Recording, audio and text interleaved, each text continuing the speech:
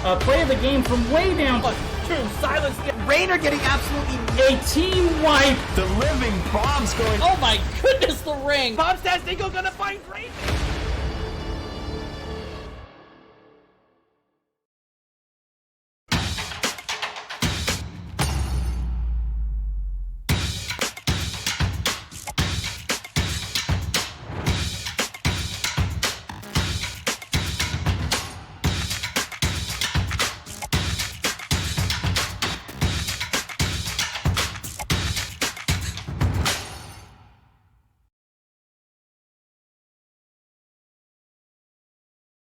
Ladies and gentlemen, boys and girls, happy Wednesday. Welcome to the Nexus Gaming Series Season 7, Division C West.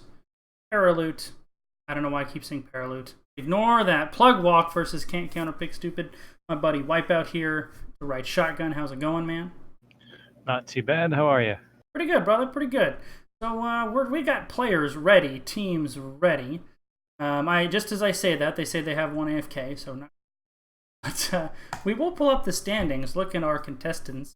CCS currently sitting as the number 2 seed, having a very solid season. Plug Walk a little bit more middle of the pack, solid, but still trying to get into the positive column, pick up some points. So probably can call Plug Walk a little bit of an underdog for this match, so any points they pick up certainly going to be feel good. Yeah, definitely. It's still pretty early in the season, and even though it seems like Can't Counterpick Stupid is pretty far ahead, you just never know. These teams are still fairly close. You know, not just that, I can tell you from the actual discussions we had, it's one of the reasons we structured the points in this way, is even if you lose, you can pick up a point.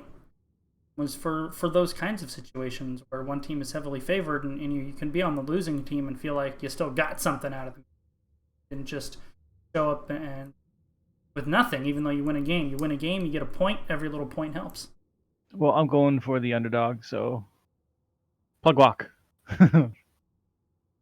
Worth noting, no Valkymer here. Can't Counterpick Stupid team captain, not here. What is here though? Infernal Shrines for game number 1, the most popular map in the Nexus Gaming series. Yeah, you pretty much can't avoid playing it. No, not at all. It's a great map too. Yeah, people should be playing Braxis. Get out. You're muted. 7th Ace noting that Plug Walk has actually played the first 4 teams in the standings in their division, so if they're middle of the pack already playing the big boys, they should really start working their way up the standings, I would imagine. But CCS, one of those top teams right now. And they're the team that's on the clock for first ban. Who are we going to see? Well, CCS, I think they like their goal down, so we'll see if they actually prepare for that and set it up with an Ana to follow up. Well, there's going to be Kel'Thas, who is very strong on Infernal Shrine. Yeah, you get rid of the opponent's wave clear, and you take yours. But I'm curious if they go for something aggressive or just basically just a poke from behind. Oh, they're going to ban out the Anubarak, who I think has fallen out of popularity just a little bit from last season, where he was undisputed king of the tank meta. And now he's still at the top, but I certainly wouldn't call him the undisputed king any longer. Either way, we will not see him in game number 1. Well, when was the last time you actually got to play a noob? Or had to play a noob? I've actually gotten to play him a couple times this season, but that's because teams couldn't ban me out until recently. So we'll see how that rolls. I imagine I'll get an opportunity to play him soon because they're not letting me get ETC anymore. As Diablo, banned out by Can't Counterpick Stupid. So 2 tanks off the table. Both of them are divey tanks. Both solid picks on this battleground. And Sylvanas taken off the board too. Sylvanas, maybe top assassin in the game, is certainly one of them. All right. So do they go for their assassins? Nope. Tank first. And Johanna actually does provide a lot on this map. Wave clear, she can dismount, interrupt rotations. She's actually a really strong pick on this map. Yeah, totally agree. I think this is one of... I mean, Johanna's always solid just kind of generally. But I think this and Tomb are probably the ones where she shines brightest. So a really solid first pick, getting that frontliner out of the way. And first picking Johanna doesn't show anything at all. It doesn't tip your hand. But on the flip side, we got Plugwalk picking up the Jaina and an early Lucio. Does that raise your eyebrows at all? What does that tell you? What's Plugwalk trying to do? Well, yeah, I hate Lucio. I hate playing into Lucio. And he enables a lot of shenanigans like an Arthas that otherwise that was wouldn't my have, first thought too, actually. wouldn't have an engage or disengage, and all of a sudden with Lucio he just gets to run in and cause havoc. And then there's also the garage that we could see here. Yeah, excuse me, Arthas is a little more common because you have the speed combined with the slows. It's kind of a double whammy, but the Garrosh is one of those tanks that also struggles to get an initiation as well, so you do see it paired with Lucio. Valkamar, actually, team captain of CCS, joining us in chat. What's up, Valk? And it's going to be Gul'dan. And out Plugwalk. Yeah, I'm pretty sure that's a targeted ban as well, because I see that they have Counterpick Stupid have played it quite a bit. And it takes care of a certain wave clear element on that team. Yeah, most of the wave clear mages are actually banned out at this point. Now, what's interesting is that Lucy is actually not too bad into a Gul'dan and Lunar, because they both dot and they don't have some like immediate burst damage. So I assume Can't Counterpick Stupid was debating between an Arthas and an ETC there. ETC, probably a little bit stronger of a generalist tank. But I think I would have seriously considered an Arthas ban with the Lucio on the other side. Yeah, no question. Without the Lucio, ETC is the better tank. But with the Lucio, Arthas is just such a pain in the rear. And instead, we're going to have Chen Raynor. Love Chen, super strong right now. Maybe king of the solo lane when played well. And Jaina combined with Raynor, the ace in the hole, procs at level 1. That's a very dynamic duo. I really like the comp that Plugwalk has going. And especially now with the Raynor, I actually think we're going to see the Arthas for the slows. It will be constant Raynor poke into slow targets. And that could also be why they're leaving the tank for last. And we want some spice. Can't Counterpick Stupid. Bring in the spice. Pairing the Johanna Asmodan, which is a very common pairing, but not so much with the Kerrigan on the back end. The Arthas actually takes care of the Kerrigan. But we'll see. I agree. I still like the Arthas pick. The Arthas pick pairs well with Lucio, pairs well with Raynor. Gives him, I mean, the Raynor will like have permanent ace in the hole procs. And there it is. And a good skin too. Yeah. I really like what Plugwalk's got going here. Yeah, if I was to pick a side based on just knowing nothing else but the draft, I really like Plugwalk's draft. Can't Counterpick Stupid. It's an interesting draft. I can see what they're going for. Asmodan's not your usual pick, but they have the wave clear element and they can dive with Kerrigan, so it's one of those things where, if you're looking at two teams that you assume are reasonably evenly matched, and even the comps themselves are reasonably matched, which I think these ones are. The main reason I like Plugwalks is it's simply an easier comp to execute. The margin for error is much larger than the margin for error on the side of Can't Counterpick Stupid, specifically with the Kerrigan. Oh, but I was going to compliment them on their synergy, on their portraits, and then Lucio Kagura ruined it for me. Well, same thing on the other side. You got to take the points away for that. I know. I mean, ladies and gentlemen, you can win in portrait synergy. You can win the game in the loading screen with the right portrait synergy. Absolute disappointment. Game is unplayable. We should restart it. So, based on the draft, I am going to go... Well, and we didn't touch on it really, but Chen is going to have a big advantage in whoever they send down to the solo lane. But let's get into it. Game number 1, Division C West. The blue team, Plug Walk. We have 2 Jays playing Jaina. Grumpy, dancing on the Arthas. Father of 3 on Raynor. Vietnam on Chen. And Kagura is how I'm going to say that on the... And we have on the right side, Can't Counterpick Stupid. And Caledon on Asmodan. Wits End on Rhaegar. Deathshade on Johanna. Silma on Kerrigan. And finally, Madathi on Lunara. I'm going to assume that Kerrigan's going to go into the solo lane, but you never know. Now, one of the things to watch for Can't Counterpick Stupid specifically, if this game goes relatively even to the late game with the stacking Asmo, Lucio does not have the tools to deal with a big Asmo guy. Yeah. Let's see if they stack well. So they cleared the wave really quickly. They're 8 great stacks. rotation inside of Can't Counterpick Stupid. So they're starting off really well. Johanna gets all the minions together, and then now 17 stacks, taking the hero stacking talent. So Keldorn is in the early game showing the ability to stack pretty quick here. In the top, as expected, Chen, as we checking up here, will have the advantage over the Kerrigan. Kerrigan really can't trade into the Chen. Yeah, definitely not early. Even when he hits a combo, it's... Yeah.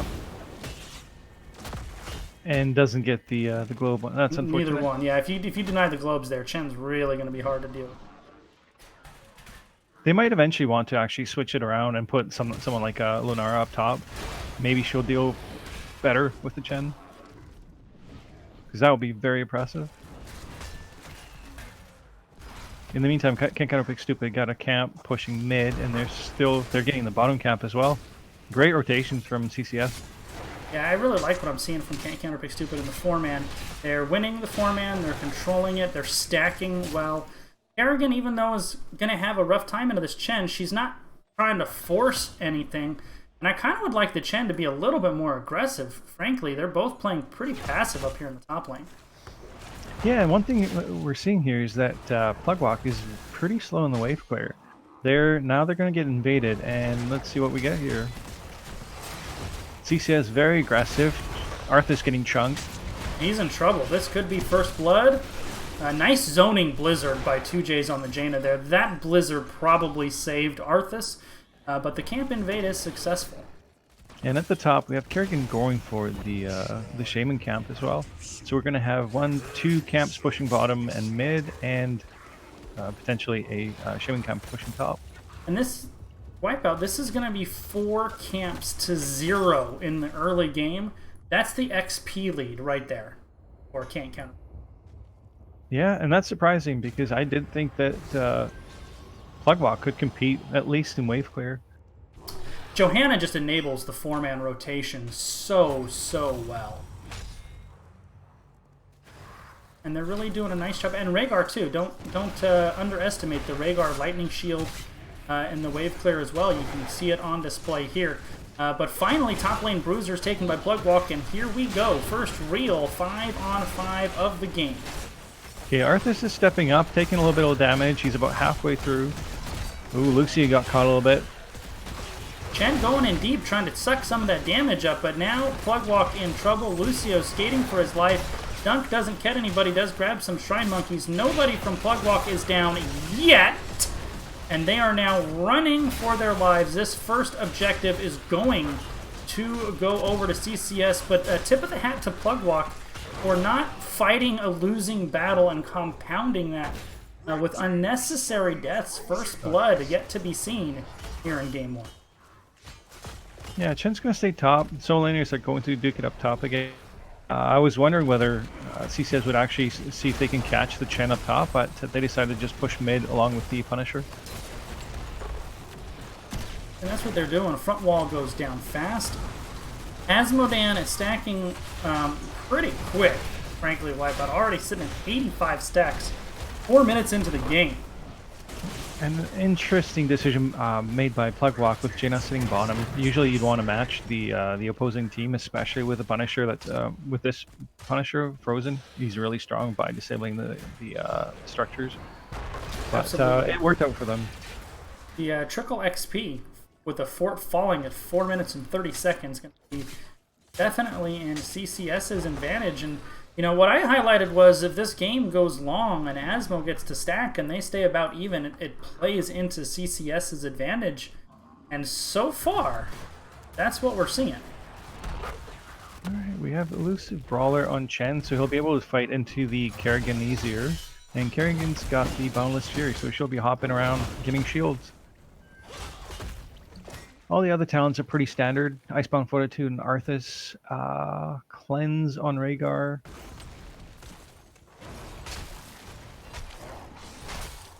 And nothing I can see that... Well, actually, the Behemoth armor at 4 is for Raynor is not one too much. Usually you're going to see... I think that's where you get the armor on his E talent is usually what you see. And CCS very aggressive. Raynor's going to get away on the side of Plugwalk. And what are they going to do with the rotations? They're just chasing the red camps. Unable to land the Howling Blast onto Hippity Hoppity Lunara. Now can't counterpick stupid. Thinking about... They thought about it. I saw them kind of break toward the camp, but they were thinking about it. Yeah, so the teams aren't too far apart yet.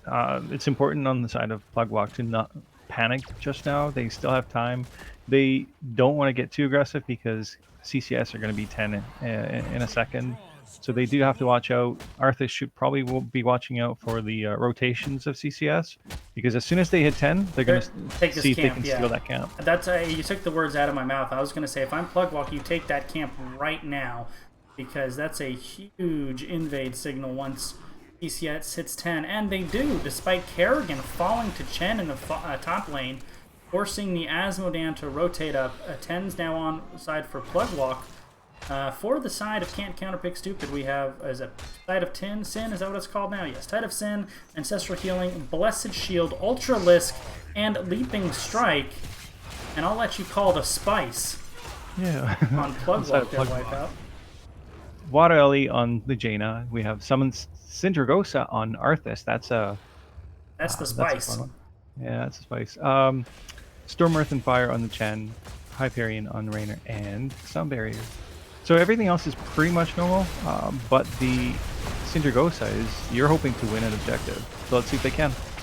Yeah, Kerrigan going hard on the Jaina, unable to secure the kill, but both teams really brawling it out. Arthas, without Army of the Dead, doesn't have the sustain, but he does put out Sindragosa. Standing on the point, Kerrigan, Lunara, Johanna, Rhaegar, Asmodan all go down. An ace 5-man team wipe, trading out Arthas as Plugwalk, and as much as they were not in control, they very quickly made a decisive decision, invaded the camp, wiped out Can't Counterpick Stupid, and now they are on the objective. Yeah, that's one of the beauty of Arthas. He actually, even without Army of the Dead, he's still pretty sustaining. He'll stay alive for long enough to cause damage. And when you look at Lunara, Kerrigan, and the Asmodan, Asmodan's got a bit of health, but otherwise Lunara and Kerrigan, they're pretty low health. So Chen is a little bit late, and here comes Kinsey. Oh, Raynor's in trouble. Raynor is in big trouble. There's the combo. Down he goes. Overstay for Plugwalk.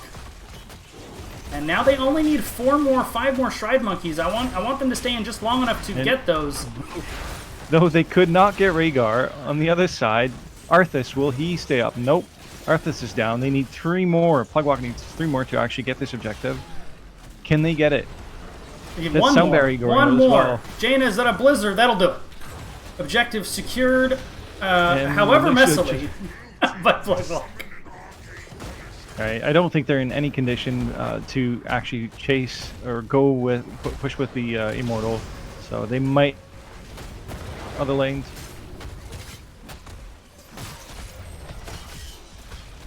So Plugwalk able to parlay that 5-man wipe into the second objective of the game, this Arcane Punisher. despite a little bit of an overstay, Raynor getting punished, they managed to kind of stumble their way into securing the remnants of that second objective and did not allow CCS to punish them even harder for the overstay. Howling Blast on Lunara doesn't hit. Yeah, so even though the objective didn't get very much, it's important that Pugwalk actually got ahead on XP, so they can now actually control the rotations. And it's up to them to allow or disallow what CCS will do. Chen still in the top lane. All 5 members of CCS on the bottom half of the map. Now, once again, Howling Blast does not hit. Both sides securing their siege camps. I was going to say, CCS is taking a little bit of a risk by maybe overstaying here too much and not having Kerrigan soak up top. I was thinking that they might actually choose to engage on Pugwalk, thinking that with the man advantage they might get a pick, but they decide not to and just stick to regular soaking. That was a good decision by Pugwalk to disengage. Chen and Jaina will be here first. Kerrigan is a little bit slow. Chen diving on the backside, pressing his buttons. Blessed Shield going out as a disengage. Camp going over to CCS. But they are subsequently bullied off and now looking for a re-engage as the tank is on this objective, leaving his backline kind of by themselves up here, and now they rotate away. You know, Wipeout, one of the things we didn't really touch on is that wipe also, sometimes when something like that happens, it puts a little hesitation in your step, so you might have bought yourself a little hesitation from CCS too on the back of a wipe like that. Yeah, they're definitely not playing as aggressive as they were at the start of the game, and that's probably a good idea. The Chen becomes a monster, and we'll see if he actually... He's sort of taking the aggressive stance instead of Arthas. So right. You saw that Chen was hopping into the team, whereas Arthas just stayed on the camp and sat back and relaxed. Bruiser camp in the top lane, going over to Plugwalk.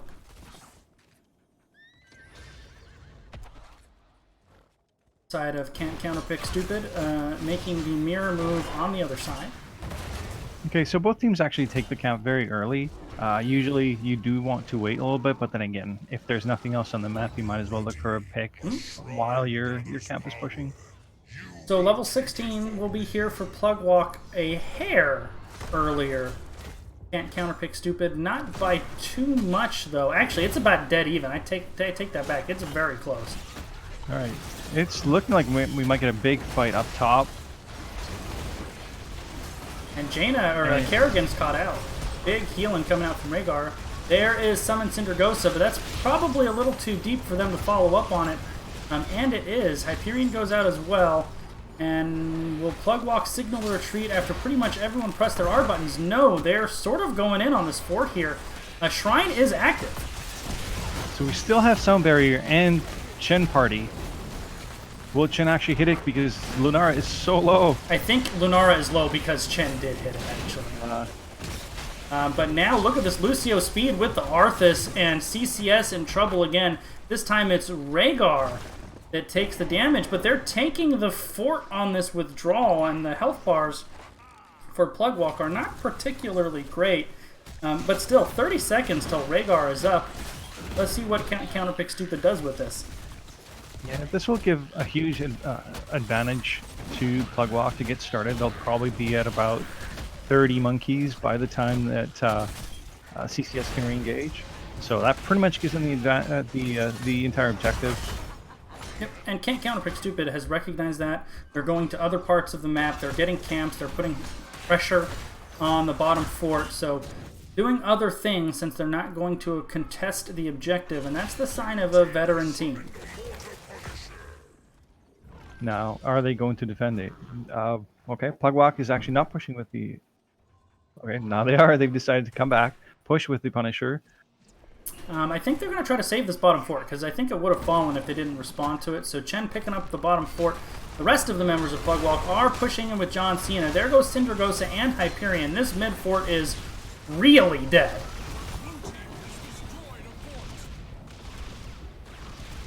Now, the towers are disabled. They could actually keep pushing into this.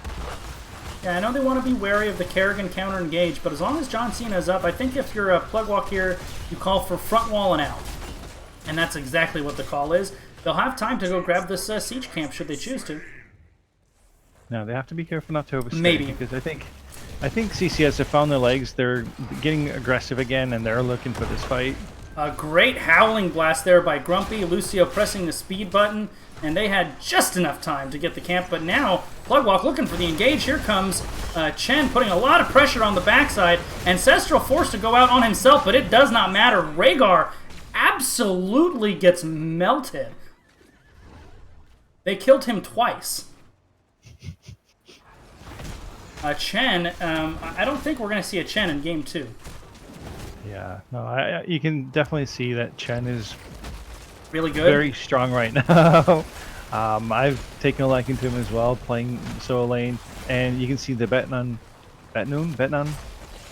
is doing wonders on it. He's being aggressive. He's pressuring the back line and not giving them any breathing room. He's just so difficult to peel off. He has a pretty long engagement ability.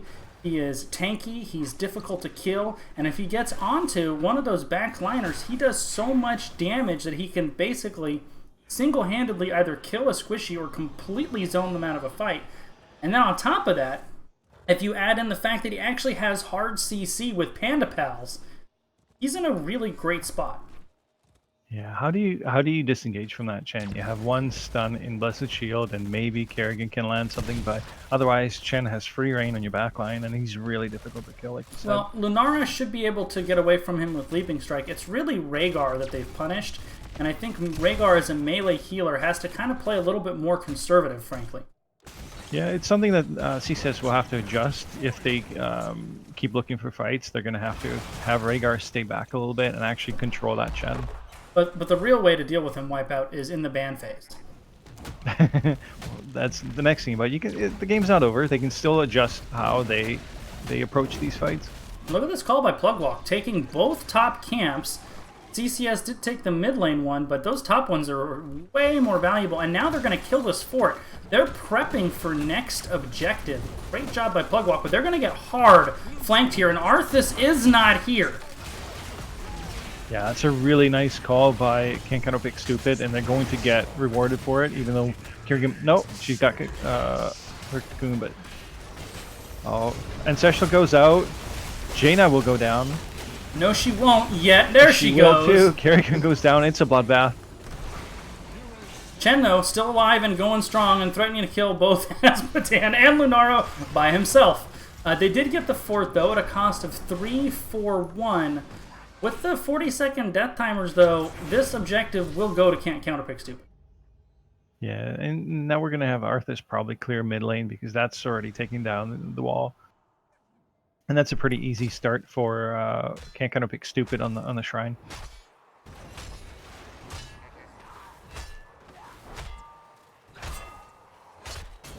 So Plugwalk playing smart.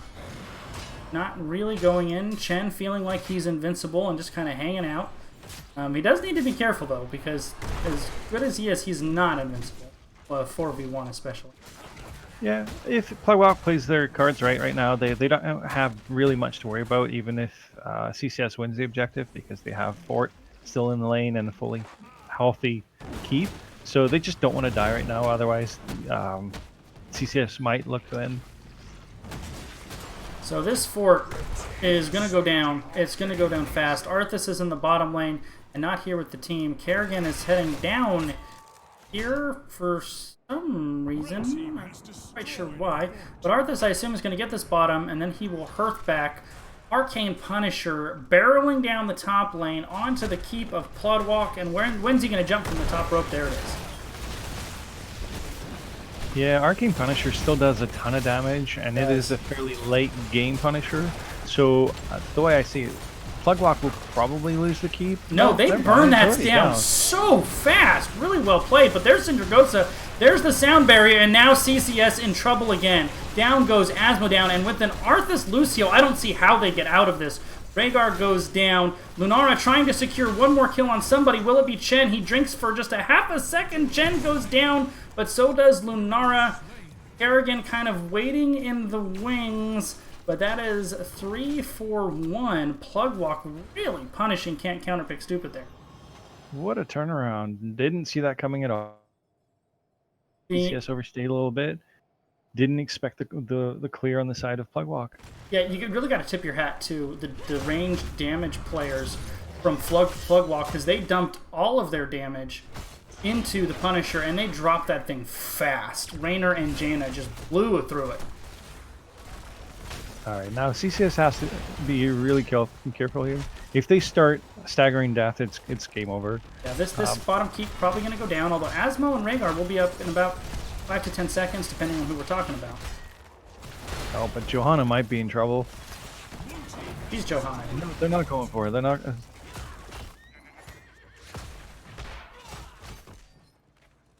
Johanna does it indestructible as well, but Plugwalk could have been a little bit more aggressive there. And look at the turn of events, man. Top objective secured. They were eyeballing keep was CCS. Instead, they overstayed. The great, I mean, fantastic defense by Plugwalk. And they run clear to the other side of the map, rip down a keep and 2 camps to boot. And Plugwalk in the driver's seat here a little bit. Yeah, using that Lucio speed for those quick rotations. Turns out if you can team fight, you don't have to macro. Yeah. Remind me that next time I take my team in a draft, would you? I thought you out macro. That's our problem. They changed the game to where that didn't work anymore. And Plugwalk are looking to do something here. Chen being aggressive, as he should. Yeah, Ultralisk was used there, worth noting. Now Eartha's taking a little bit of beating, but they're backing up. Now, they got to kill that Ultralisk twice now, and there they go. Now Sindragosa is up if they really want to step into this. I think this might be worth the Hey, amount of pressure that this would actually put. Oh, but Earthas. Yeah, Sindragosa was interrupted because it's on a short cooldown.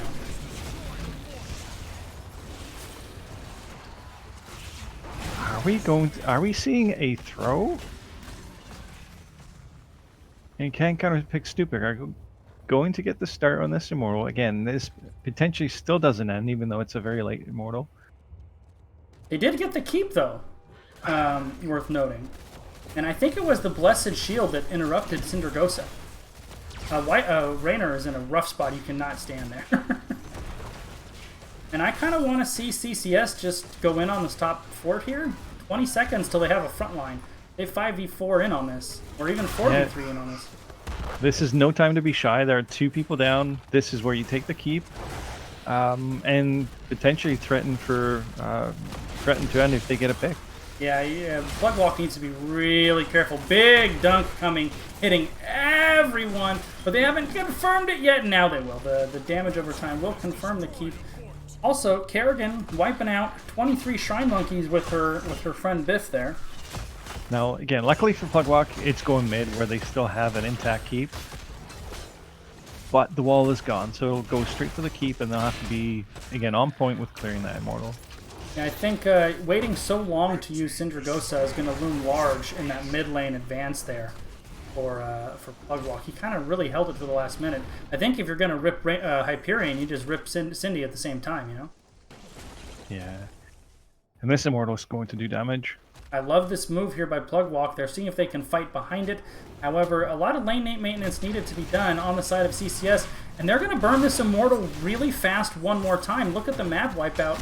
CCS is nowhere, in no position whatsoever to support this. They may not get a keep again. That's they might look back at this one because they could have easily pushed with it and potentially threatened to end.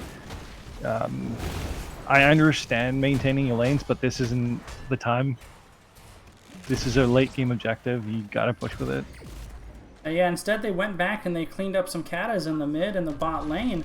But despite losing the objective again, Plugwalk still in the driver's seat, and we have another big engagement brewing. Alright, so Sindragosa is still up. Now we actually have pretty much all our heroics. Now Hyperion goes out. There's Cindy, but Lucio's in trouble. Lunara got the Ancestral. Arthas is still about... Will he survive? Yep, Arthas lives. Oh, but Raynor goes down. As does Kerrigan, counterpill by Plugwalk, but Chen's still going strong. He almost one-shot Lunara earlier in the battle, and this has been a brawl that's all over the place.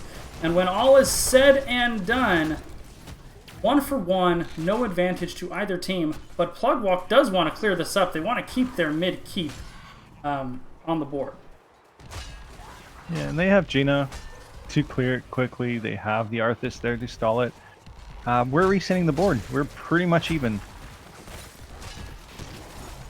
Yep, absolutely. I'm a little surprised, honestly, that Arthas was able to stay alive as long as he did in that. I'm also a little surprised that Lunara got away from Chen, who jumped all over him. But really nice leaping strikes there to reposition and make sure Lunara stayed alive, even as close as it was. Yeah, again, Chen is doing an amazing job pressuring the back line. And Arthas is staying in there, staying alive, making sure he's pressing all his buttons to make sure he makes it out. Yeah, these brawls are really fun to watch. Yeah, and it's kind of interesting. You have Kerrigan diving onto the backside for one, and Chen diving onto the backside for the other. Arthas trying to hold Kerrigan back, Johanna trying to hold Chen back, and neither one is really all that successful. Well, it's really interesting. Usually you're afraid of the Kerrigan, but I think in this game, you got to watch that Chen. He's the one that's actually the biggest threat.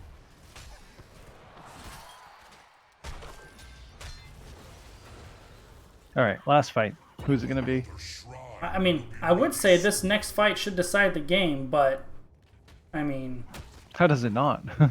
But here we are, 26 minutes in, a combined only 23 kills. It seems like more, frankly.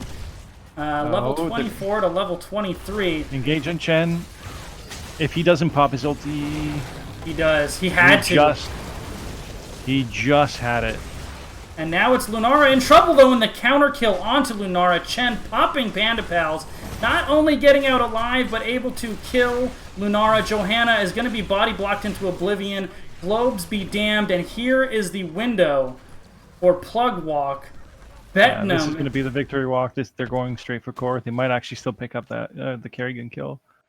Vietnam on Chen. If they pull this game out, MVP for game 1, and will not get to play Chen the rest of this. Oh, guaranteed. That's a first ban. Now, no minions in here for the side of Plugwalk. Kerrigan waiting for those health bars to go low. There she goes. Not landing the combo on anybody. A nice shield coming out by Lucio, the sound barrier. However, with the Rainer and the Jaina on the core, as well as Chen smacking it with his stick, game 1, Plugwalk pulling the upset on a pretty entertaining game number 1. And that was all on that. Well, the last fight, the turnaround, the debated pick on Chen, who turned it around and got the kill on Lunara. That was a 4 versus 1, if I recall correctly. And look at these numbers. Chen tanked 129,000 damage, died twice. Lucio healed 185,000. That's unreal. Lucio Chen bans? I mean, we called they should have banned out the Arthas instead of the ETC, and I think that still looms large, but 100% it's got to be Chen. This whole game revolved around the pressure that Betnam put on, can't counterpick stupid, on the Chen, and look at the damage numbers out of a bruiser, 53k. I mean, that's more than Lunara on the other side. Yeah, and partly that comes out of the fact that you have Lunara and Asmodan now. They're great at the shrine control. They're great at clearing waves and rotation macro, but you've got Kerrigan with it. And how do you follow up on a Kerrigan? Like, Kerrigan can't do it all. She'll get the initial stun or engage, but you need something to follow up. And unfortunately, Asmodan, it's a delayed, like, it's delayed damage. You can chunk, but it's just not the same. So maybe if they had a different, I don't know, a different setup, they could have got the Chen kill. You know, I wonder if the thought was the Asmo and Lunara will wear them down, and then the Kerrigan will kind of come in and do mop-up duty.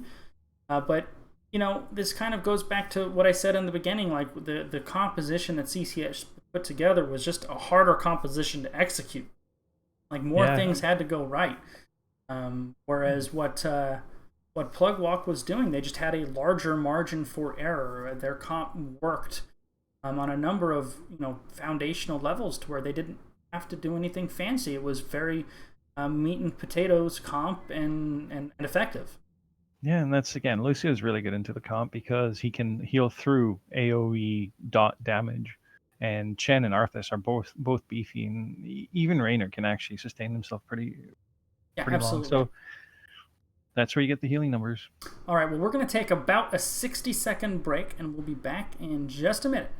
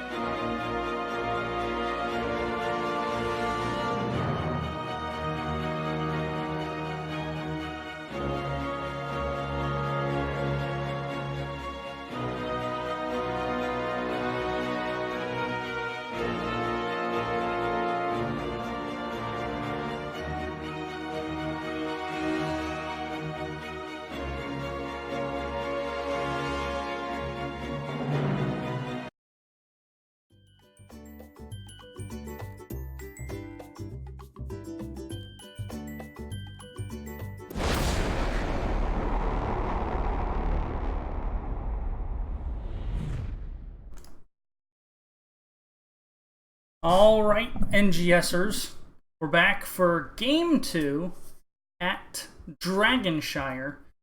First pick over to CCS, so they chose first pick, and Plugwalk chose to take us to Dragonshire. I know you like this one, Wipeout. It's probably my favorite map, but then again, I also like playing solo lane. You can get creative. Yes, you could say I like it. Yeah, and all the more reason, by the way, on a map like Dragonshire where the solo lane is accented, all the more reason you are not going to see Chen. I would be very surprised. Yeah, and I'm curious, does anybody actually play Rexar on these teams? Because Rexar is a hotly contested pick on this map. He is. I'm not sure, to be honest. First ban over for CCS. Is it? Well, they're thinking about it. I didn't think it would take this long.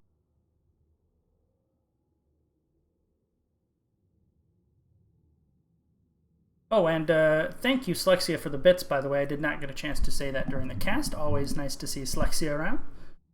She's the best. Hi, Slexia. And also, by the way, if you haven't seen some of the content that Valcomer has started to put out, the late night face check, Slexia is doing a fantastic job of doing the intros there. It's worth her 10 seconds in the beginning to watch the whole thing just for that. So tip of the hat to those two guys.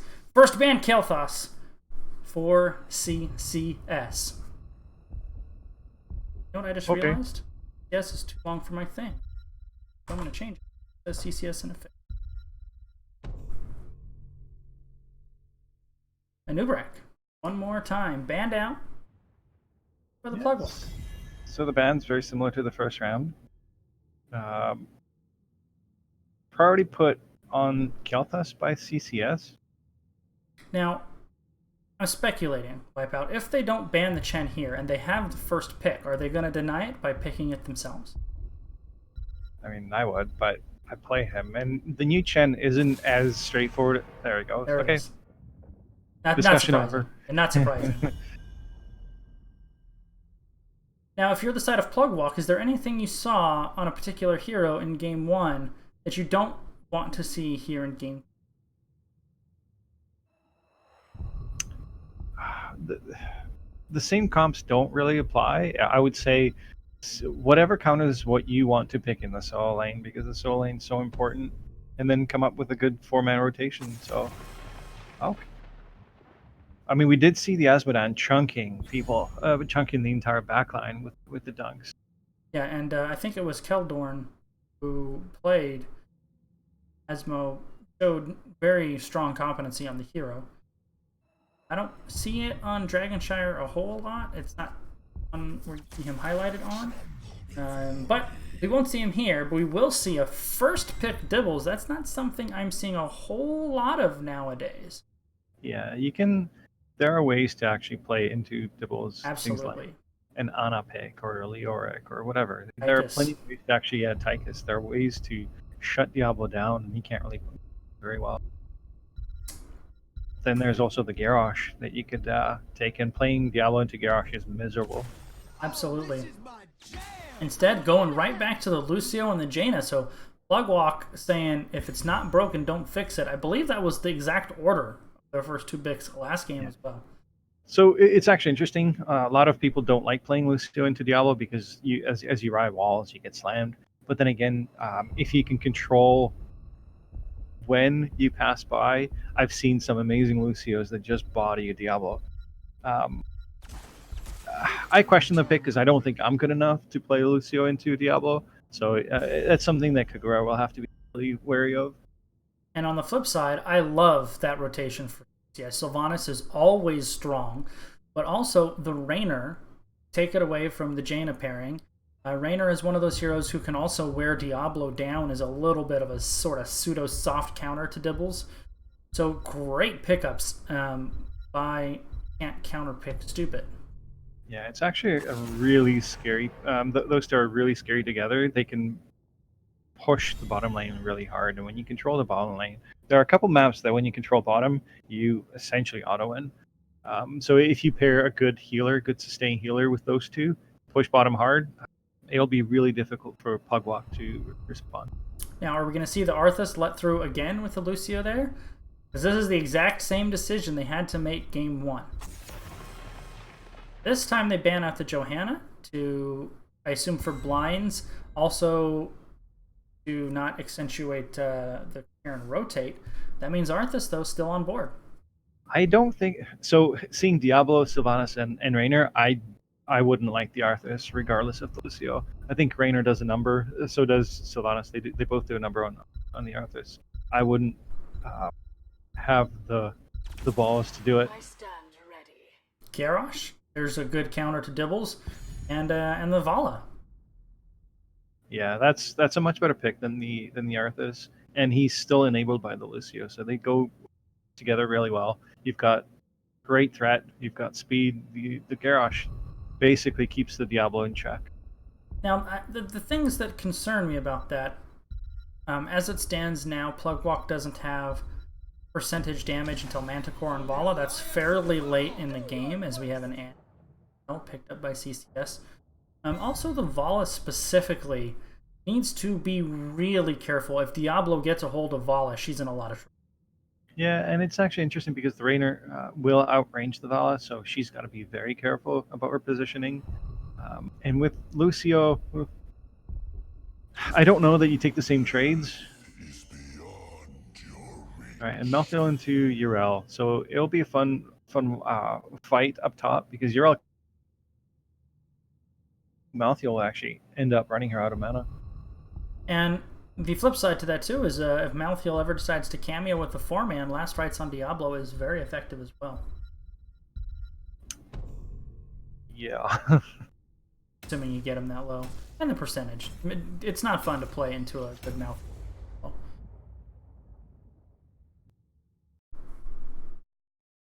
Oh, you know what? Ector complained that we talked about Portrait Synergy and I didn't show it. So I will show the Portrait Synergy just for you, Ector. We have Madathi and Kagura, who did not get the memo. They're holding back their team. Ruined it. Ruined it all.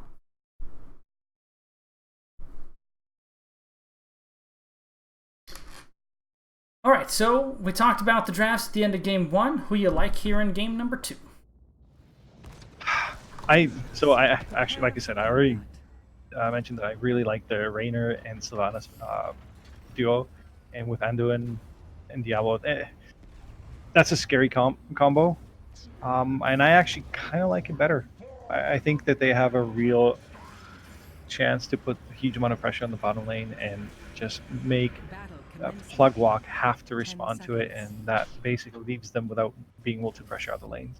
Yeah, I agree. I actually like CCS's draft a lot. Diablo with Light Bomb is really scary, especially into like a Vala or a Jaina if they can get a hold of those. Their ease of execution, we talked about in game 1, is simply simpler for CCS. But let's introduce our teams. We have Betnam on Malthael, Grumpy on Garrosh, father of 3, playing Vala, Gura on Lucio, and 2 J's on Jaina, the blue team, Plugwalk. And for Counterpick Stupid on the right side, Keladorn on Raynor, Madathi on Sylvanas, Urel by Silma, Deathshade on Diablo, and Wit's End on Anduin. Top lane, Urel, Malthael, exchanging pleasantries. Meanwhile, on the bottom, Diablo's fishing for somebody. Garrosh says, no sir, please go other direction. Alright, so Plugwalk started really well with the rotations. Garrosh is controlling the rotation, slowing down the rotation for CCS. Also worth noting, Sylv taking the percentage damage at 1 to try to tear into that Garrosh here a little bit. Take control of the shrine. Yeah, and at the top, everything looks pretty boring actually. They're dancing around, doing exactly nothing. Have they hit any minion yet? Okay, now Silma actually hits a minion. And in a little bit of a reversal from game 1, as they do go in on the Garrosh, gets ruled by the Anduin, Grumpy in a lot of trouble, going down first blood over to CCS.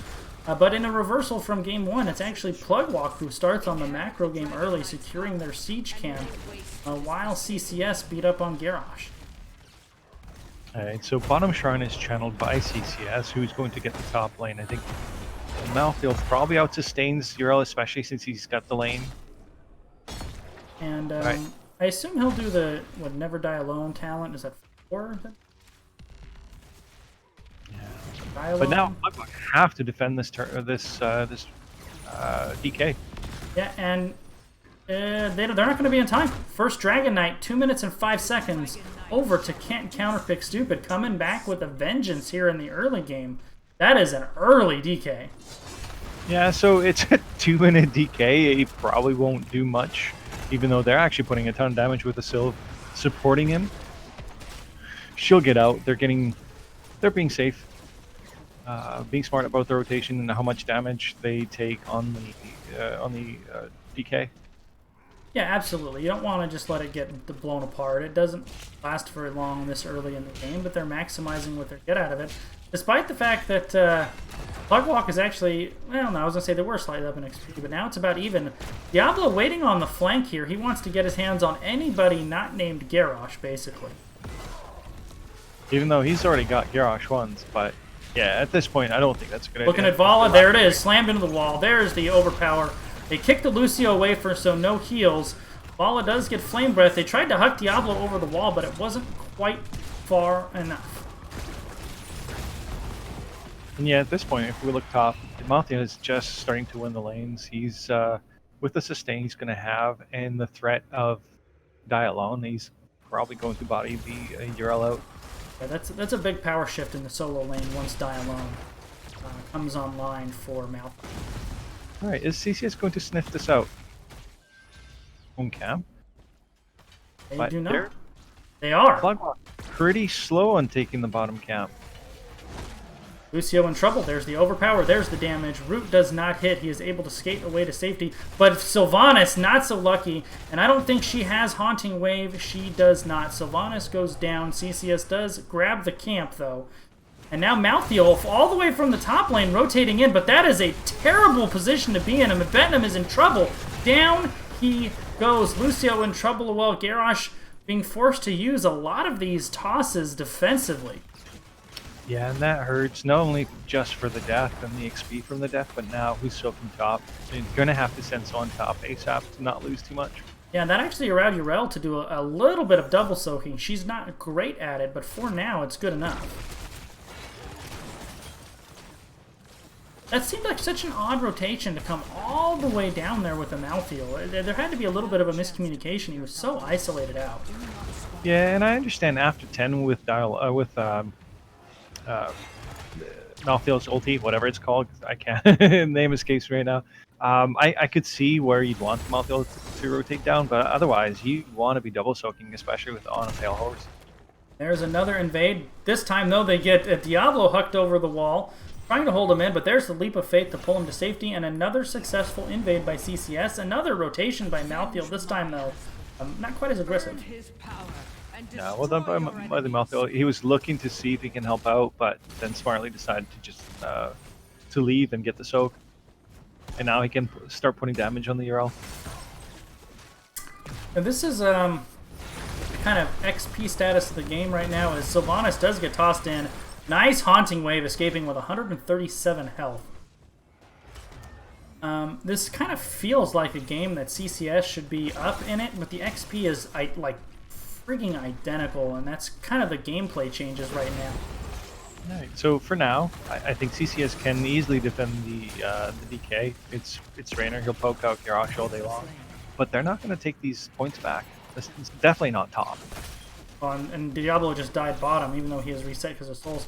And this is one of those things where you don't even need to get the DK if you're the side of Plugwalk. You can just body out a lane and force them to have a presence mid. Now, that's not what they're doing. They will get the DK 6 minutes into the game. And on the verge of level 10s actually just picked up, maybe more importantly. And also worth highlighting the positioning of the DK here. If you go all the way to the top, only the top tower can attack you, the bottom one can't. So it's really good kind of knowing where to be with the objective.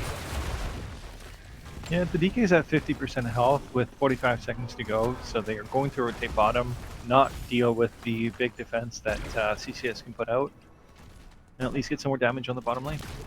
So Heroics, Water Elemental, Warlord's Challenge, Last Rites, Rain of Vengeance, and Sound Barrier for Plugwalk as they are going in, really looking at that Bala. Solo laner still not here. Diablo punted away to the back line. That's maybe good for right now, but if they let him get on the back by himself, taunt onto Diablo, Leap of Faith short range, unable to get him out safely, and now the taunt lands on Diablo. Welly is here, Wave is here, as is Lightning Breath, driving back Plugwalk for now. Groundbreaker lands on Sylv, self-proc unstoppable to let Garrosh get away.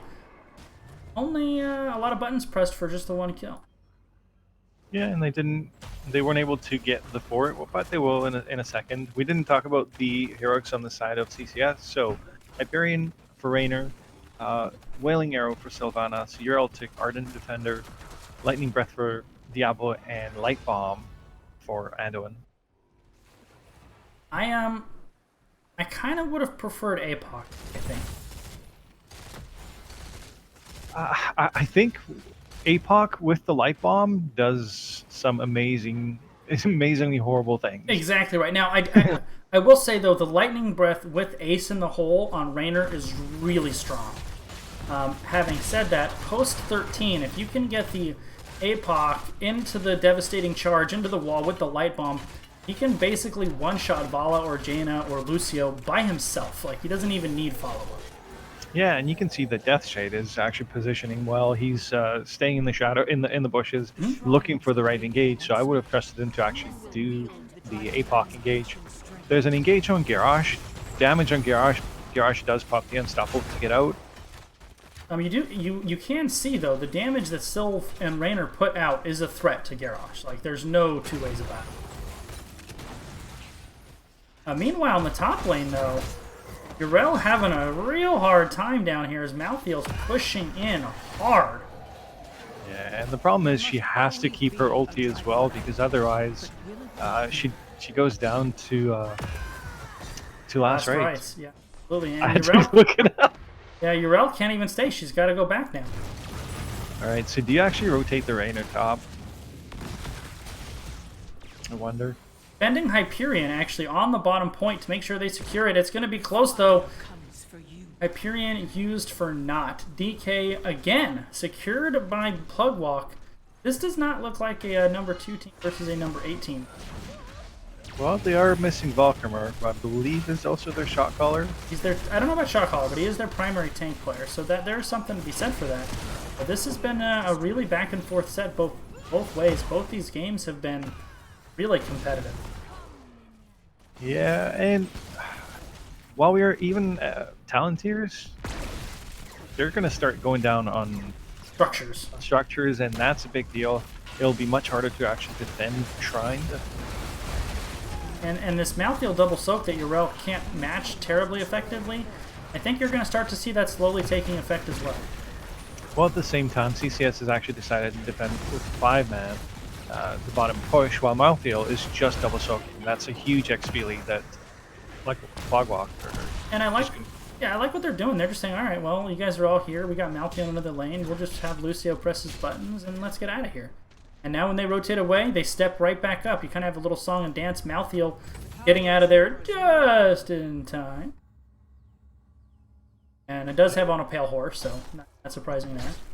Yeah, those rotations are incredibly quick, and if he's careful, you'll just keep running away from them, out-rotating. And on a full team level, dealing with Lucio rotations and on a pale horse rotations has got to be really...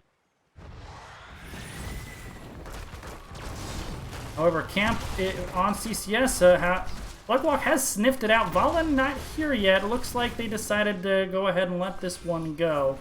Going to finish the race to 16 first, and likely going to grab their own Siege Giants. Jaina already there. Yeah, so they're going to look for an engage immediately after 16. I don't see any easy fights. All camps are about a minute away, so they might just decide to push bottom. Let's see if CCS oversteps in defending it. And if I'm CCS here, I think I come down here and like maybe 15 seconds ago, try to force something out pre-16. It's probably a little late right now. Yeah, so there's a school of thought either you have Yrel soaking top and getting as much free XP, or see if you can get a pick. And I think actually getting the pick is the right thing. You're fighting under your keep. You have to save it, so defending this 5 is the right choice. But Diablo in trouble. Oh no! The light bomb did not connect on anybody. Diablo goes down. A little bit of a miscue there by CCS as Dibbles went in. Light bomb went out, but Diablo actually backed up, and that is 3 unanswered kills by Plugwalk. They're pressing in hard despite Diablo's return from the dead. Yeah, I don't see how the keep doesn't go down, and that's, like you said, that's a miscommunication, because that would have been an amazing play. Absolutely. The stun into Lightning Breath. With awesome, Raynor on Ace in the Hole, mowing everybody down. They could have really made something out of that. Yeah, it's one of the things that actually support players will need to communicate to their tanks when they're going to chuck the light bomb on. Yep, or the tank player calling for it, one of the two. Yep. But Light Bomb is just such an amazing playmaking ability. Although in the top lane, they've caught Malthael here. It is just him. He's going in? A little indecision. They did catch Anduin in the mid, but channel top just in time. Looked like Diablo and Sylvanas had a little bit of indecision on whether they wanted to kill them or not, and now CCS in trouble again. And Plugwalk have the numbers. There's death of the last rites, goes out and gets a kill on Sylvanas. I have a feeling we might not get a third game. This, I was just going to say, this kind of looking like could be the beginning of the end. Garrosh running straight to the DK. It will be secured. Their third consecutive Dragon Knight. A 4 plug walk, and they are really eyeballing opening up that win condition right here. Okay, so I don't think it ends here. Death Armors are still pretty short. They're going to be up all in 15 seconds. They still have plug walk still have to get a keep, so we'll have 5 to defend. But yeah, this is their opportunity to kick in the door and open it up for later. Yeah, Diablo has no soul. It's a really easy target, and sure enough, he actually goes down. Now, having said that, if they pick up a kill or two here, that could be game. But it looks like they're instead eyeing double keep play here for plug walk. Well, there's still 40 seconds on the DK, and DK's at 40%, so they are still looking for that kill. Ural's booted away. Now Garrosh is here, hucks Jaina in, and she says, "What are you doing?" and runs immediately back to the other direction. Yeah, Poor Urel forced to pop her ult on the backside. I don't think it's going to matter. There's the taunt. Taunt goes out, and she gone. Now I think plug walk, I don't think they can quite end at this particular juncture, kind of low mana bars. But boy, do they have control of this game. Yeah, so what they're going to do is they're going to try and potentially get the two camps together at the same time, or... No? Ideally, that's what you do. You get the Giants pushed in at the same time as the Wizards. Okay, so they are. Nice.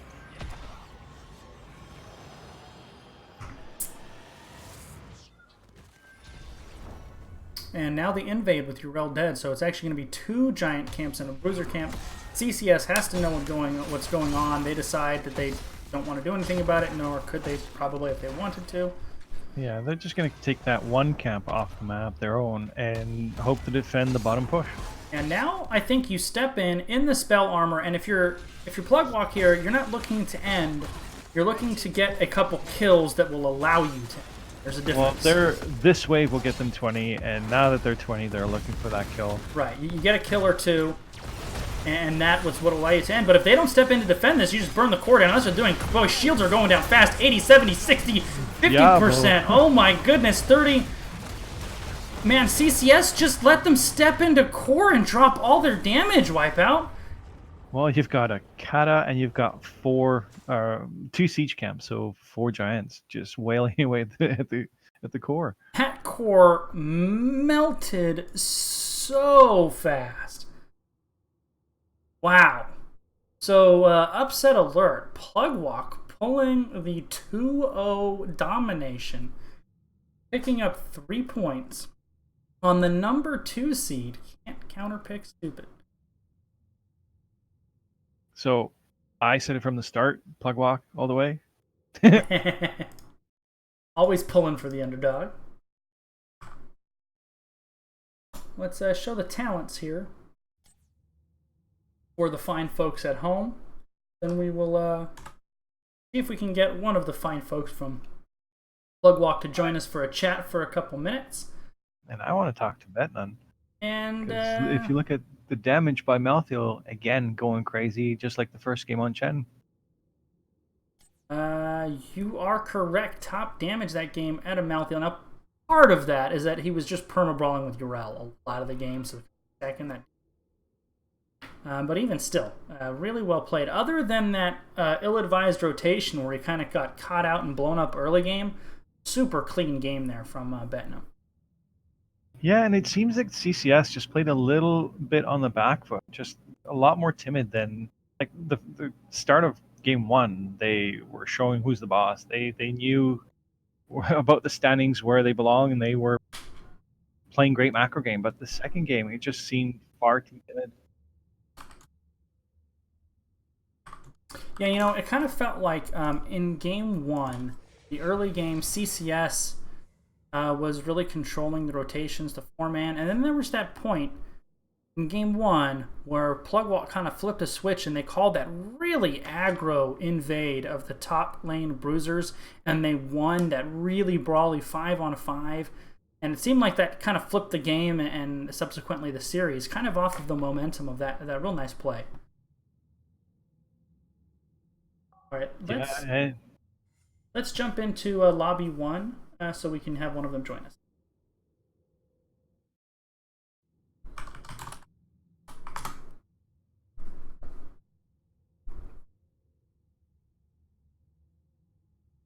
Hey guys. Well, that was fast. Hey. We have Kagura. That's how I've been saying it, but tell me how wrong I am. That works. Kagura. It's all Kagura. the It's Okay, completely different. totally different. same.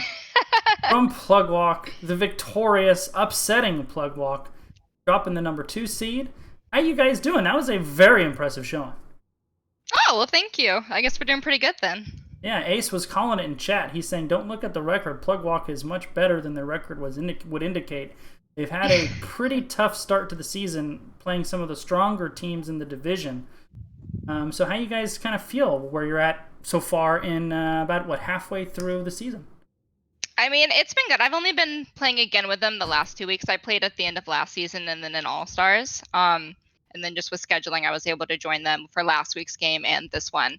And so playing with Grumpy and Bettman is new to me, as well as Father, but they're absolutely fantastic. We work really well together as a team, and it's been a great experience. So I highlighted in game 1, I thought the kind of turning point of the game and where you guys really stole that momentum was the first aggressive play you guys made post 10. You invaded the upper right bruiser camp. It was this really brawly 5-on-5 team fight that you guys picked up in Ace. Talk us through that. A lot of heart stopping because there was a few of us that probably shouldn't live there. It was very close. There was quite a few times when it was literally like the health points were close in the single digits there. But I mean, they just made the call to stay in it, and we committed to it, and we got through it. So game 1, Wipeout and I both highlighted Chen was absolutely money. Did you guys anticipate the Chen ban going into game 2? Where do you think the Chen fits? We were expecting that. When we started drafting for the second game, it was said right off the bat, well, they're going to ban Chen, so let's start thinking of an alternative strategy. That one did not shock them at all. Wipeout, where's yours, my friend? Well, I have a question directly for you. So you seem to be playing the Lucio quite a bit. And so do you draft around the Lucio? Because Lucio himself enables picks like the Arthas or the Garrosh. Is that something you guys practice? Actually, in all the practices today, I don't think I played Lucio once. It's just what we decided to do for the 2 games. I'm very comfortable with him, just with the maps. On the first one, I was between Stukov and Lucio, and then finally we just sort of went Lucio, and on the second map, it was between Brightwing and Lucio, and I just stuck with the Lucio just because of the way the team was rolling with it. But I mean, we definitely don't build our team around supports. I try to basically pick into what they're doing. Very nice. So what's next for Plugwalk? When do you guys play again, and where you figure you're finishing out end of the season, playoffs, all that stuff? Well, I know last year we made playoffs and did pretty well. And so, I've just been back on playing for about 2 weeks now. I know 2J's is probably in the middle of scheduling the next match, so I can't tell you exactly when that is, but I'm sure it's at some point next week. And I'm hoping that the streak that we're on right now, we just keep going strong, and we just turn the tables. Well, 3 big points today. Any shout-outs before we let you go? Enjoy the W with your team. Just to the whole team. It's actually been a pleasure to play with all of them, and we'll throw a shout out there for Izzy, who was gonna sub for us but couldn't because he's basically dying after an eye surgery. He's a bit of a baby about it, but we'll give him a shout out because he's there for us. All right, well, there it is. Plugwalk picking up the 2-0 domination. Thanks for chatting for a few minutes. Thanks so much for having me. Have a good evening. Good luck in your season. All right, bye-bye. Bye. All right, Wipeout, that's going to do it for us. I have to go pack for a trip. This will be my last cast of the regular season. I will see you all in playoffs. Wipeout, where can people find you? They can't. I'm not social. I hide in anonymity on the internet. Pretty much. All right, well, that will do it for me, and you won't be able to find me anywhere anytime soon because I'm going to be out of town for the next 2 to 3 weeks. So I'll catch you guys all last week of the regular season.